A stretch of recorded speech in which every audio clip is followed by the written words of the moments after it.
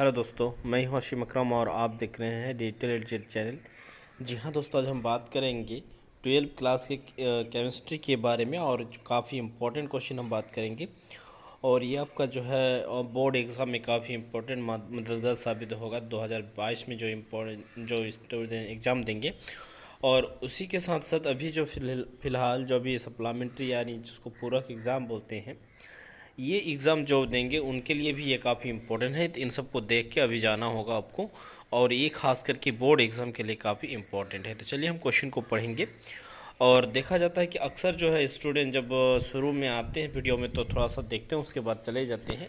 लेकिन हालांकि ये कितना इम्पोर्टेंट है और जब एग्ज़ाम आते हैं तभी पता लगता है। तो इसलिए हम बोलेंगे कि इस सब चीज़ों को पहले ही आप देख लीजिए।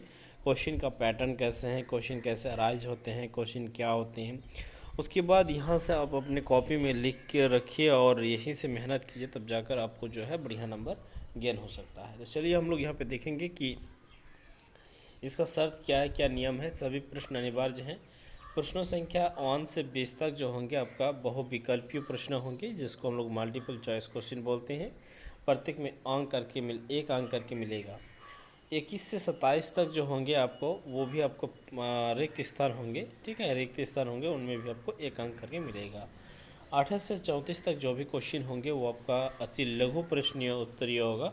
उत्तरीय प्रश्न यानी जिसको हम लोग बोलते हैं वेरी आंसर्स और टाइप, उसमें आपको प्रत्येक का 2 अंक करके मिलेंगे।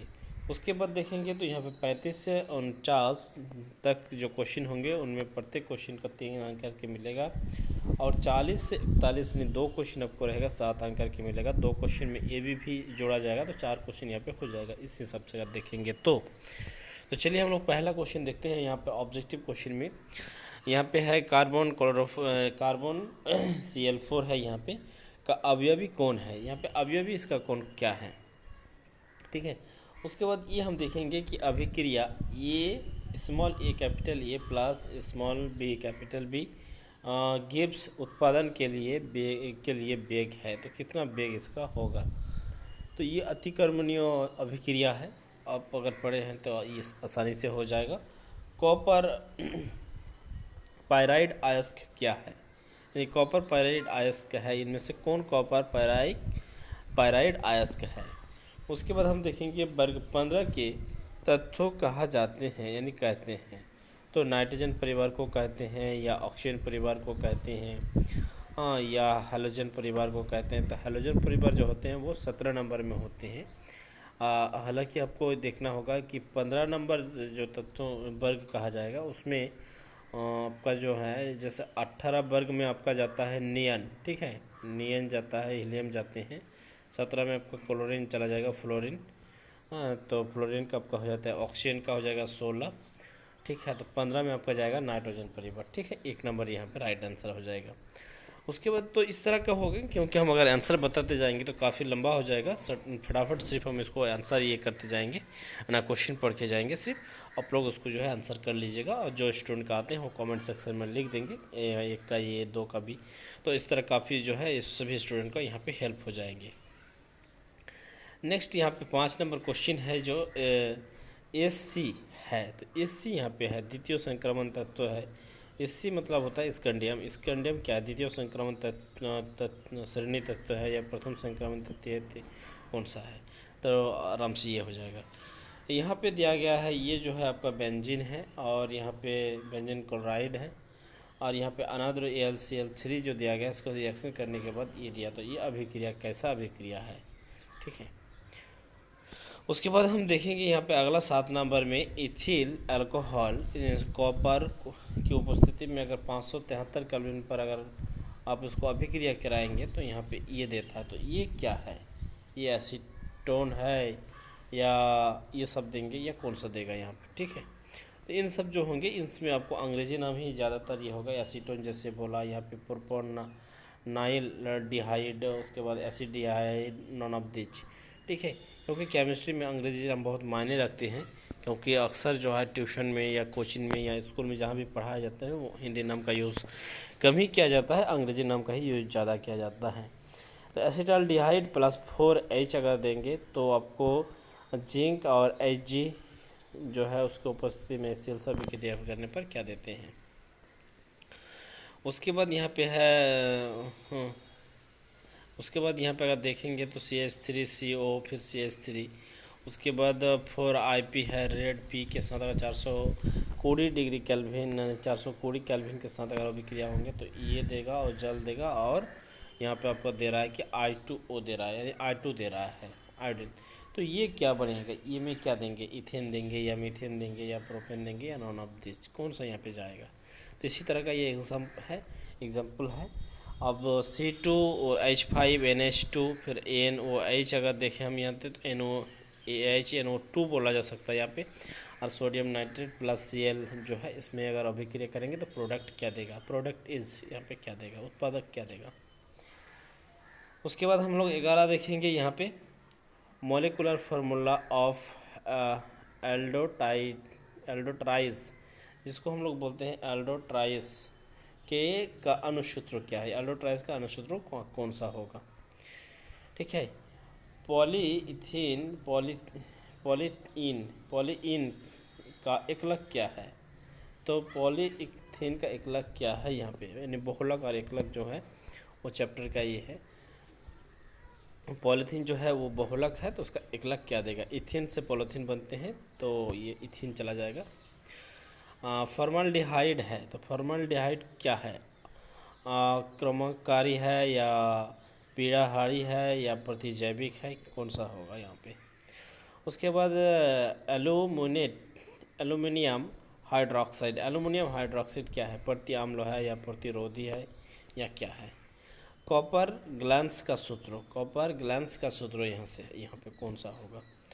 उसके बाद वन क्लोरोब्यूटेन का संरचना सूत्र है, तो ब्यूटेन मतलब 4 होगा तो 1 में क्लोरो हो जाएगा, तो ब्यूटेन कहाँ पे है, ये यानी ब्यूटेन पूछा गया ना, यानी सिंगल बॉन्ड होना चाहिए। तो 1 2 3 ये तो आपका हो गया, ब्यूटेन नहीं हुआ, 1 2 3 4 ये आपका ब्यूटेन हो गया, 1 2 3 4 5 हो गया, ये पेंटेन हो गया, तो ये आपका 1 नंबर से ही जाएगा।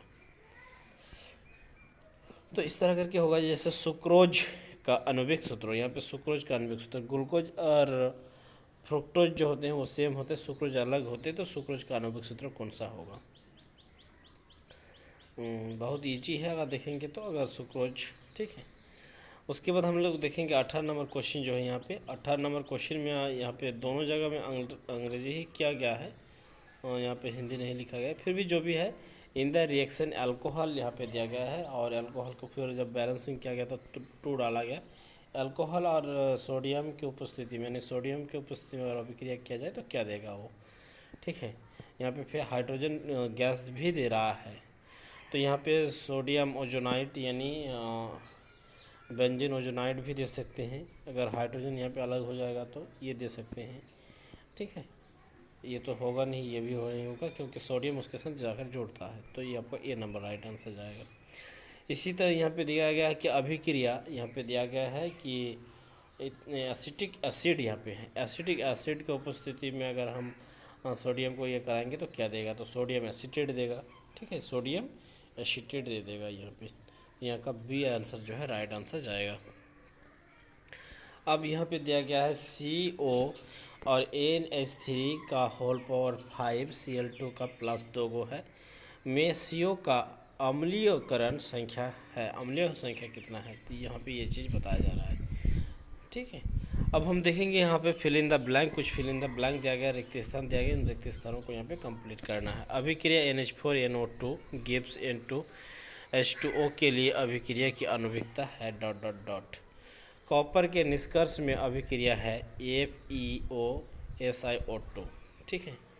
उसके बाद यहाँ पे आपका लिख रहा है कि 24 नंबर हम देखेंगे धनायनिक संकुलन CO और NH3 का होल 6 है यहाँ पे, और प्लस 2 3 को है में गिल्डनों की संख्या, ठीक है, यहाँ पे होगा।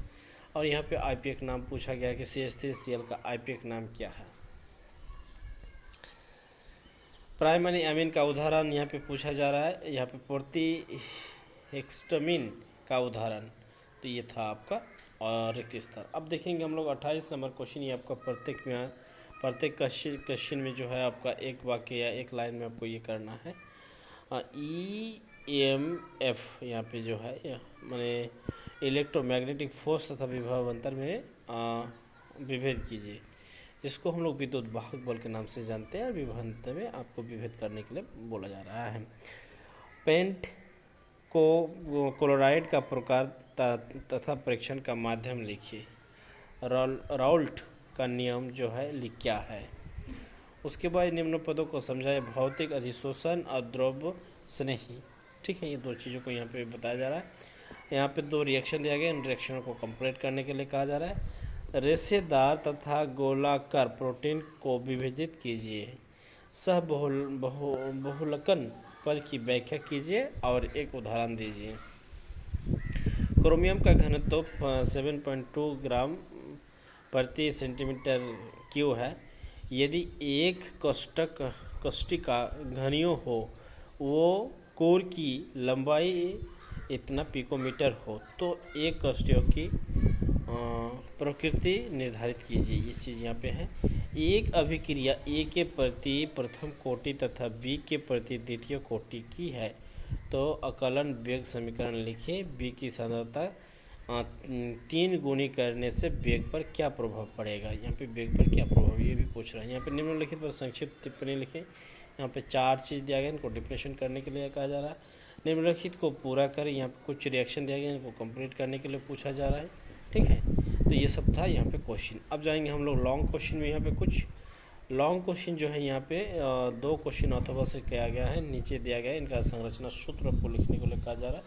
ये लिखिएगा तो बेहतर हो पाएगा। इन सब जो है इन सबों का मेरे पास संरचना सूत्र ऑलरेडी बना हुआ है। अगर आप लोग ये करेंगे तो हम उसका फ़ोटो या पिक दे देंगे व्हाट्सएप के ज़रिए से।